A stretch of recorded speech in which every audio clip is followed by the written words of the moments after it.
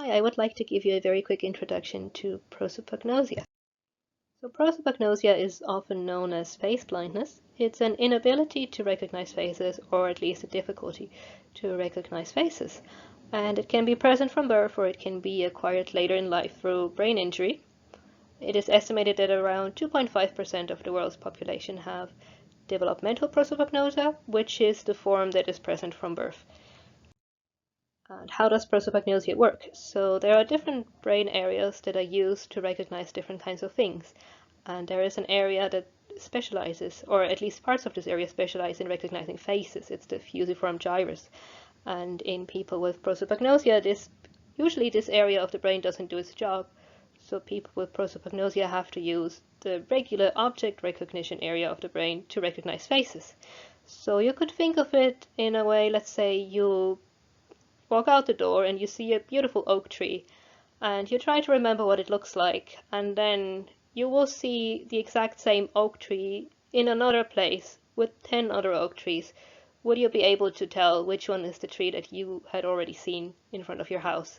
So this is what it often feels like for people with prosopagnosia to try and tell faces apart, because we have to use the object recognition system, and it's just not as sensitive as the fusiform gyrus would be in recognizing faces. So what are some problems that people with prosopagnosia face?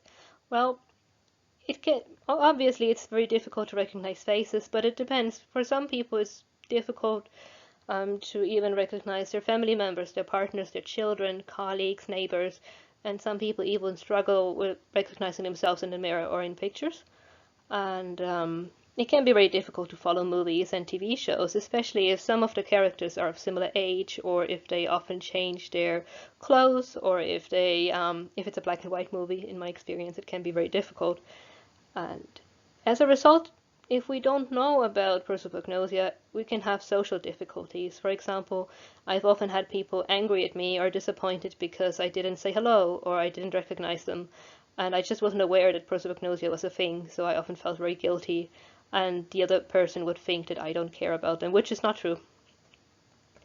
So sometimes there can also be other more extensive problems, like problems with navigating or problems with recognizing other complex objects, telling facial expressions apart, or recognizing somebody's identifiers like age as well.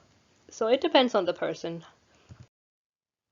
And what to do about it? Well, usually people who have prosopagnosia and don't really know the name, we already have some kind of strategies. For example, we try to recognize people by their haircut, or by some kind of like a piercing or some jewelry. But what if they change their haircut or their look? Another thing a lot of us use is try to recognize people by their voice or by even the way they walk. Somehow, for some of us, it works to recognize people this way, but the easiest or the best thing in my personal experience to do is that if you struggle with recognizing faces, to just upfront tell people, because they will not be, in my experience, people are kind of curious and interested in it, but then they won't be upset if you don't recognize them, and they won't judge you behind your back, which they never should do, but you know how it is sometimes.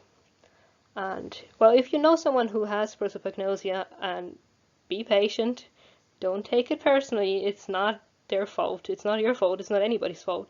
It's just how our brains work. And if you work together, for example, in a setting where you look similar to someone, and similar can really mean that you just have the same hair color and length, or like maybe you don't think you look similar, but for a person with prosopagnosia, you might look very similar to the other person.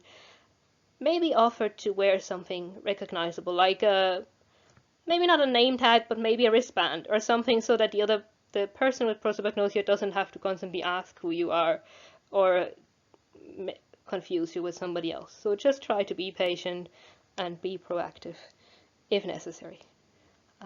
So thank you very much. If you think you might have prosopagnosia, then here are some resources that I will link in the comment section, I guess, below. And there is also various online tests where you can look at pictures of celebrities and things like that. So don't take them too seriously, but I think it is nice even just to know about it from a self-advocacy point of view. So you can say, look, I struggle with faces. and I'm aware of it, so please just be patient with me. Often that helps avoid a lot of misunderstandings and resentments. So thank you very much for listening. Bye.